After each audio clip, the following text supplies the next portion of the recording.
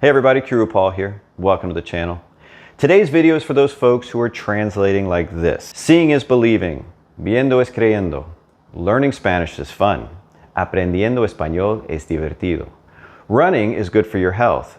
Corriendo es bueno para la salud. If I'm describing you, you might want to stick around for this video because, well, all of those translations are incorrect. But don't worry, I'm going to teach you an easy way to translate those sentences and sentences just like them correctly in the future. The main reason why many beginning Spanish students will translate sentences like that incorrectly is because we use the gerund in English a lot more than we do in Spanish. You know, anytime I tell someone that, the most common response I get is, "What's the gerund, Paul?" The gerund is when you put an ing ending on a verb.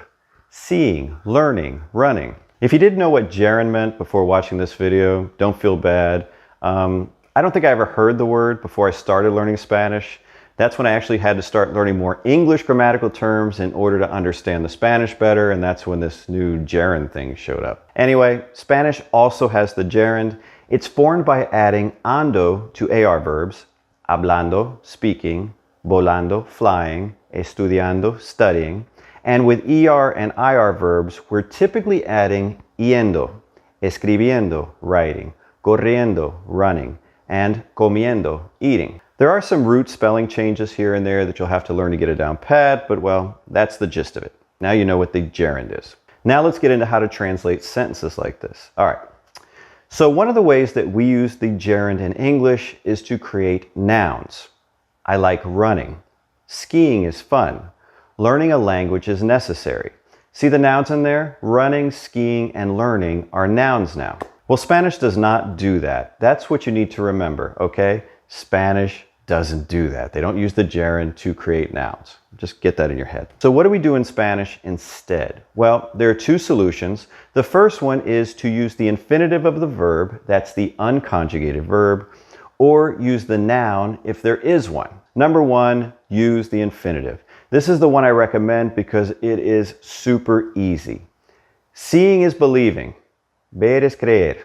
That's it. Ver means to see, creer means to believe. We popped them in there as nouns. Es is our verb. Seeing is believing. Ver es creer. Wow, super easy, right? No conjugation required. Well, except for the es part. Learning Spanish is easy and fun.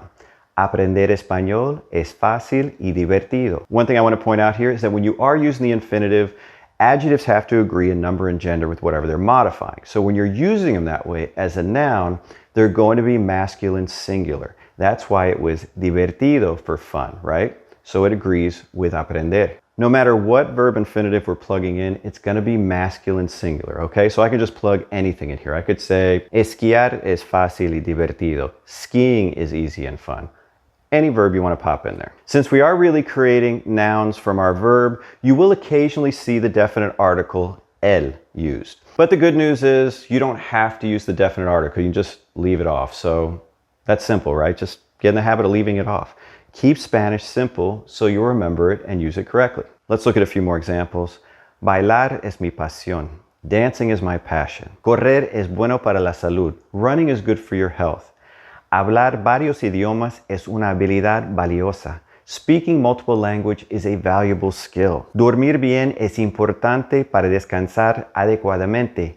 Sleeping well is important for proper rest. Piece of cake, right? Let's talk about the second option to make sentences, and that is to use the Spanish noun, if there is one, and, well, if you know it. So if I take a sentence like, cooking is fun, I could translate it with the infinitive, cocinar es divertido. It's divertido, why? Because they're all masculine singular.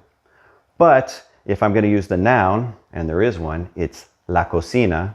And I know you might be thinking, wait a minute, Paul, la cocina is kitchen. Yes, but it can also mean cooking, as in this type of cooking. La cocina. La cocina es divertida. Cooking is fun. But look, we had to use divertida because it had to agree with the noun. So now we've got to pay more attention when we're using a noun, right? We didn't have to do that when we're just using the infinitive. Here's another example. Swimming is fun.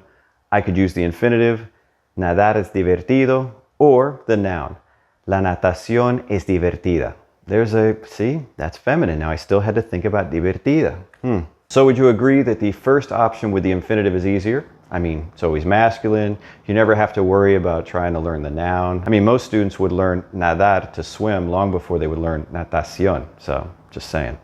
Why not keep life simple, right? Well, that's it for today. I hope you enjoyed the video. If you did, just do me a favor and give it a thumbs up. And until next time, hasta luego.